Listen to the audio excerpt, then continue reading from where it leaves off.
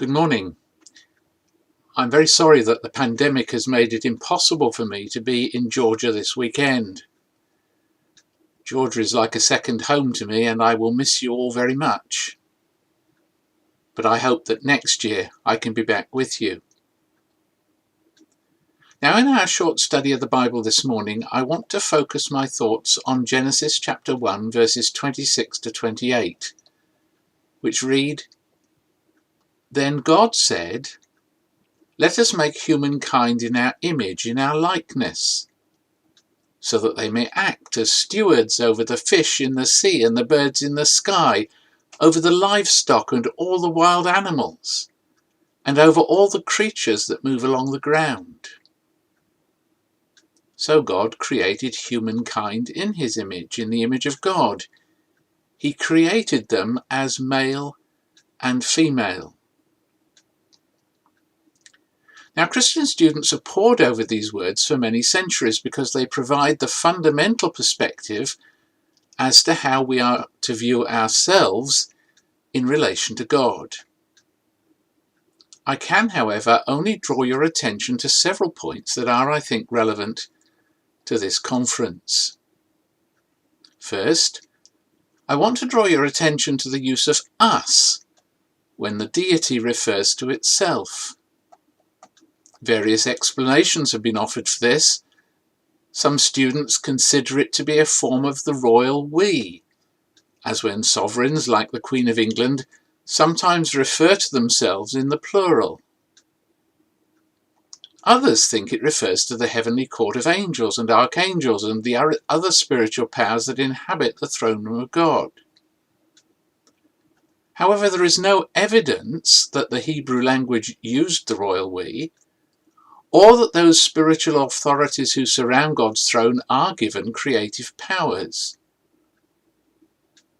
I conclude, therefore, as others have before me, that we have here what might be called a trace of the Trinity, a reference to the fact that there is a complexity of self-conscious persons within the one God who can speak to one another.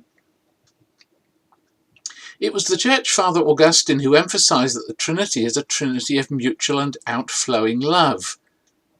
Love, as we know, between two persons can become self-absorbed. But when a third person is introduced, there is a fellowship of love moving to and fro between the persons. Our God is, therefore, and if I can put it in this way, a community of persons who mutually embrace one another in love. But back to our text. Theologians have debated and still debate what is the nature of the distinction between image and likeness. I've no intention of entering into that debate here. However, what is clear is that when God created humanity, there was both a shared createdness with the rest of the created order and a radical distinction.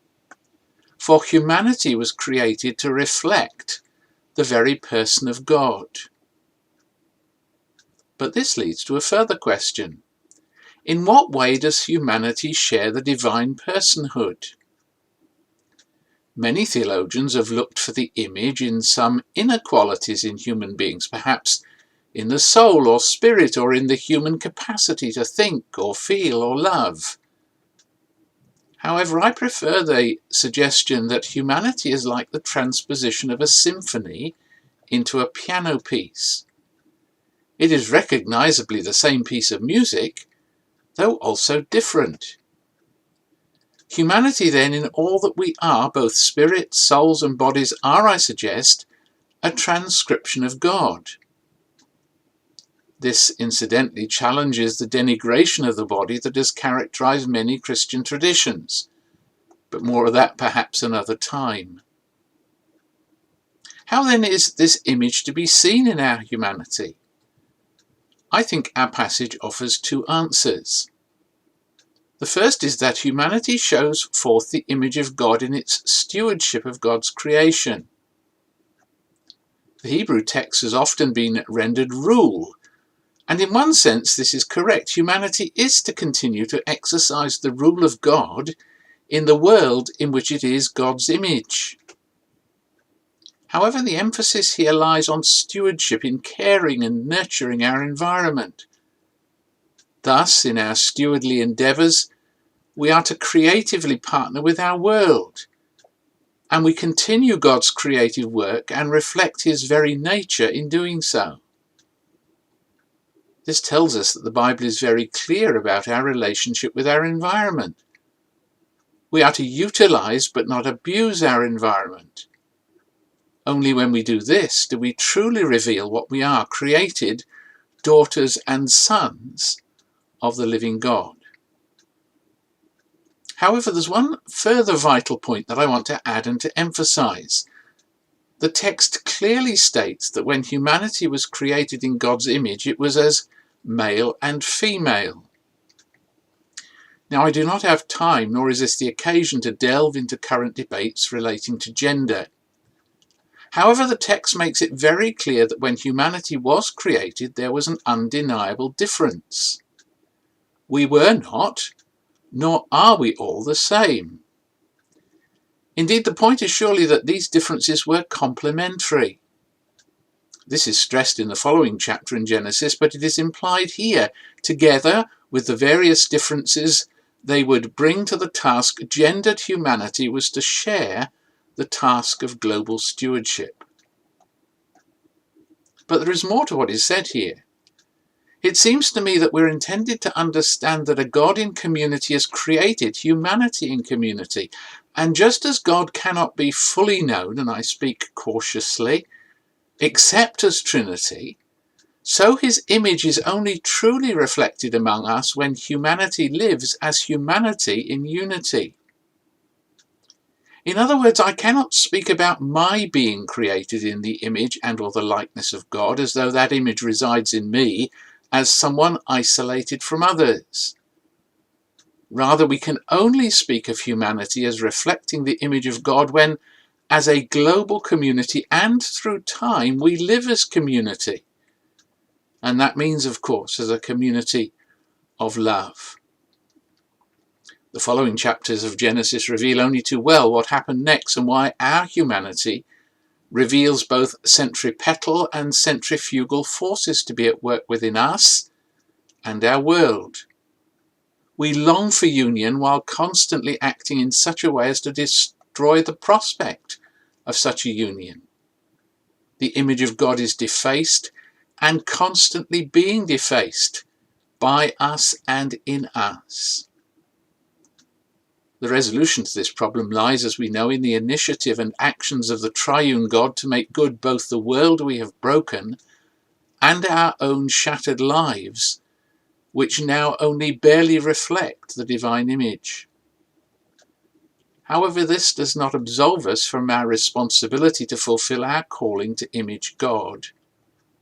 Specifically, with the theme of this conference in view, it emphasizes that as those in whom Christ dwells by his Spirit, any actions we permit that divide us from one another are to deface the very image of God. If from our hearts then we can honestly say Jesus is Lord, we simply cannot accept the walls that we have built between us are anything other than acts of sinful rebellion. Nor, of course, can we as Christians accept any of the walls humanity builds to divide us from one another and our environment. We have to be committed to peace in its fullest sense. The Bible can live with nationhood but not nationalism. It cannot accept protective and defensive mechanisms that exclude others for our own benefit. Differences of race, people group, religion, social and economic status, education, gender, and other things are differences which reflect the multifaceted nature of our God and should be part of our shared celebration of a richly variegated humanity, not a reason to erect walls. Only in partnership with our environment can we really image our God and Creator. But I must close. Our text offers us a God-given mandate for environmental action, and for every effort that promotes the peace and well-being of every inhabitant of this world. But the point I want to emphasize is that it is also profoundly ecumenical. If Jesus is Lord, we should, no, we must labour to work together towards a harmonious, infinitely variegated fellowship of love, in which alone we will reflect the image of God in whom we are created.